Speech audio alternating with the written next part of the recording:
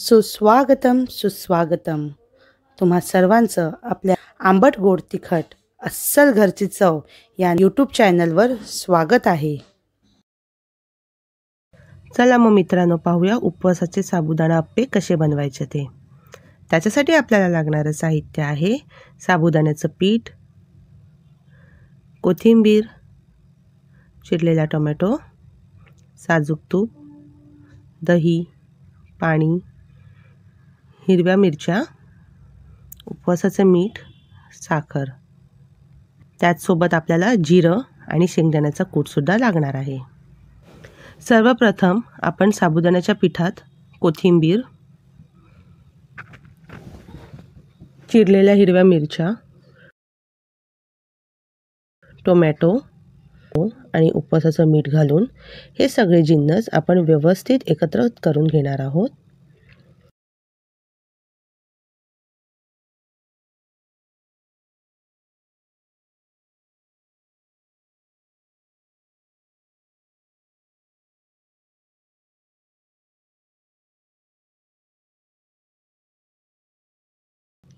आता आपण त्यात थोडं थोडं करून पाणी घालून घेऊया आणि एक मीडियम कन्सिस्टन्सीचं असं बॅटर तयार करून घेऊया.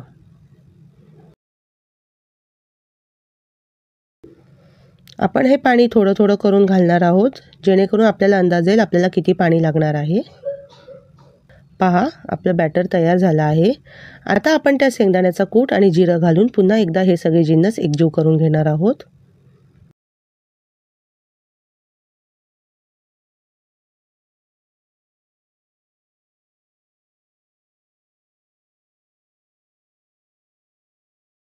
पहा, आपलं अप्प्यांचं बॅटर तयार आहे. आता आपण हे जे मिश्रण आहे ते 10 ते 15 मिनिटं मुरण्यासाठी ठेवून देऊया. आता आपण आपलं अप्पे पात्र तयार करून घेऊया. अप्पे पात्राला आपण मस्त तेल लावून घेऊया.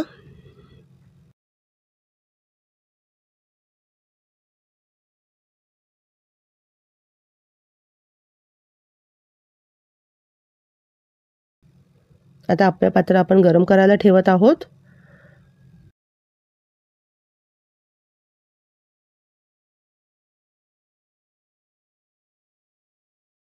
आता आपण अप्पे पात्रात आपलं जे मिश्रण आपण तयार करून घेतलेलं आहे ते एक एक चमचा आपण घालून घेऊया.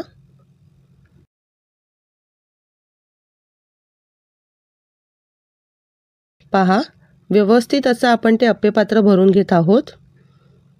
अप्पे पात्र आपण मीडियम आचेवर ठेवलेलं आहे आणि आता आपण झाकण ठेवून अप्पे आपले शिजवून घेऊया. एक 2 ते 3 मिनिटांनंतर आपण सगळे अप्पे परतून घेऊया.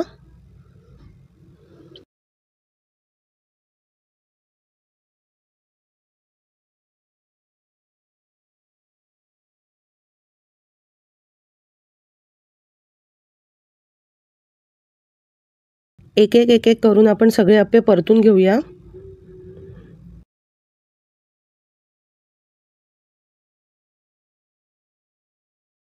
आणि त्यानंतर पुन्हा 2 ते 3 मिनिटांसाठी झाकण ठेवून पुन्हा आपण आपले अप्पे दुसऱ्या बाजूने सुद्धा व्यवस्थित शिजवून घेऊया. पहा, 2 ते 3 मिनिटं झालेली आहेत. आता आपण अप्पे पुन्हा परतून घेऊया. पहा, दोन्ही बाजूने व्यवस्थित असे शिजलेले आहेत आपले अप्पे. जर तुम्हाला वाटत असेल तुम्ही जास्त वेळ सुद्धा ठेवू शकता.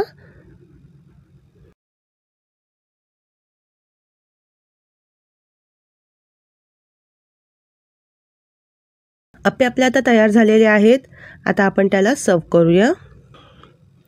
तुम्हाला एक प्रश्न पडला असेल की साहित्यामध्ये दही आणि साखर हे जिन्नस सुद्धा होते, त्याचा उपयोग कुठे केला? तर आपण हे आता अप्पे खाणार कशासोबत? मस्त दह्यात साखर मिक्स करून अप्पे आपण दह्यासोबत खाणार आहोत. जर तुम्हाला आवडत असेल तर तुम्ही त्याच्याबरोबर चटणीसुद्धा करू शकतात. जर तुम्हाला उपवासाच्या चटणीची रेसिपी हवी असेल तर आम्हाला नक्की कमेंटमध्ये सांगा.